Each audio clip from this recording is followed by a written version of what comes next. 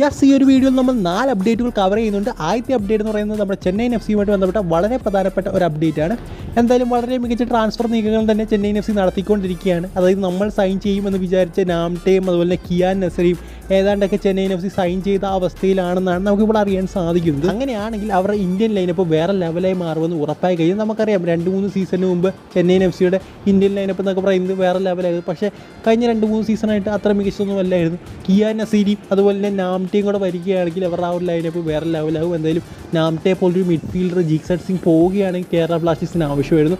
പക്ഷേ അദ്ദേഹം കേരള ബ്ലാസ്റ്റേഴ്സിലേക്ക് വരുന്നില്ല. അതുപോലെ നമുക്കൊരു റൈറ്റ് വിങ് ഓപ്ഷൻ, അതായത് മികച്ചൊരു റൈറ്റ് വിഗറിനെ ആവശ്യമായിരുന്നു. എന്തായാലും ആ ഒരു 2 ഓപ്ഷനും ചെന്നൈയിൻ എഫ് സി എടുത്തുകൊണ്ട് പോവുകയാണ്. കിയാൻ നസീരിയും അതുപോലെ നാംടെയും ചെന്നൈയിൻ എഫ് സിയിലേക്ക് പോകും. ഇനി അടുത്ത അപ്ഡേറ്റും ചെന്നൈയിൻ എഫ് സിയുമായിട്ട് ബന്ധപ്പെട്ടിരിക്കുന്ന അപ്ഡേറ്റാണ്. നമുക്ക് എല്ലാവർക്കും അറിയാവുന്ന ഒരു താരമാണ് ദബ്ജിത്ത് മജുംദാർ.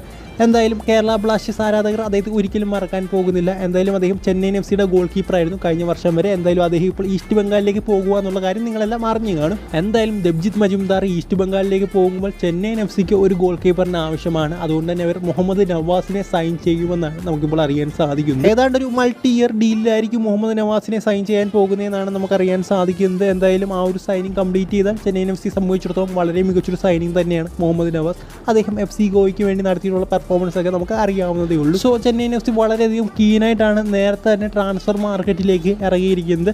ഇനി എന്തായാലും നമുക്ക് അടുത്ത അപ്ഡേറ്റ് നോക്കാം. അടുത്ത അപ്ഡേറ്റ് നമ്മുടെ അഹമ്മദ് ജാഹുവുമായിട്ട് ബന്ധപ്പെട്ടിരിക്കുന്ന അപ്ഡേറ്റ് ആണ്.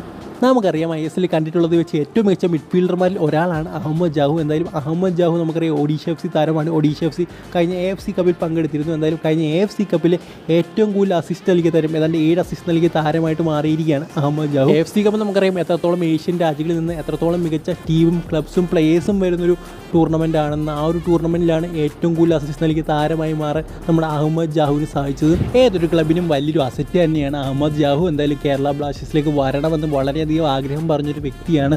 സോ കേരള ബ്ലാസ്റ്റേഴ്സിന് അദ്ദേഹത്തെ കൊണ്ടുവരാൻ സാധിച്ചാൽ എന്തുകൊണ്ട് നല്ലതായിരിക്കും എന്നാണ് എനിക്ക് തോന്നുന്നത്. പക്ഷേ ഒഡീഷ എഫ് സി വിട്ട് കളിക്കുമെന്ന് എനിക്ക് തോന്നുന്നില്ല.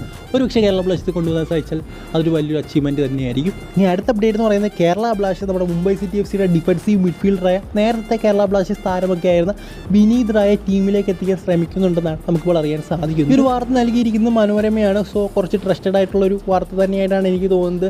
അതായത് ജിക്സൺ സിംഗ് ഒക്കെ പോവുകയാണെങ്കിൽ വിനീത് റായെ ഇപ്പോൾ ഒരു ഡിഫൻസീവ് മിഡ്ഫീൽഡറിൻ്റെ ആവശ്യം കേരള ബ്ലാസ്റ്റേഴ്സിൽ ഉണ്ടെന്ന് തന്നെയാണ് എനിക്ക് തോന്നുന്നത്. ഒരു പക്ഷേ വേണമെങ്കിൽ അദ്ദേഹത്തെക്കാട്ടി കുറച്ചുകൂടെ നല്ല മിഡ്ഫീൽഡറിനെ കേരള ബ്ലാസ്റ്റേഴ്സ് കൊണ്ടുവരാൻ സാധിക്കും. എൻ്റെ ഒരു ആസ്പെക്റ്റിൽ വിനീത് റായെക്കാട്ടി കുറച്ചുകൂടെ നല്ലൊരു മിഡ്ഫീൽഡർ എനിക്ക് തോന്നുന്നു ജിതേശ്വർ സിംഗ് ആണ് ചെന്നൈയിൻ എഫ് സിയുടെ. സോ അദ്ദേഹത്തെ കൊണ്ടുവരിക, അഭിഷേക് സൂര്യവംശിയെ കൊണ്ടുവരിക, അവരെ കൊണ്ടുവരാൻ സാധിച്ചാൽ കുറച്ചുകൂടെ നല്ലതായിട്ടാണ് എനിക്ക് തോന്നുന്നത്. വിനീത് റായും നല്ലൊരു ഓപ്ഷൻ തന്നെയാണ്. എങ്കിൽ പോലും അദ്ദേഹത്തെക്കാട്ടി കുറച്ച് ബെറ്റർ ഓപ്ഷൻ ജിതേശ്വറും അതുപോലെ തന്നെ അഭിഷേക് സൂര്യവംശിയൊക്കെ ആണെന്നാണ് എനിക്ക് തോന്നുന്നത്.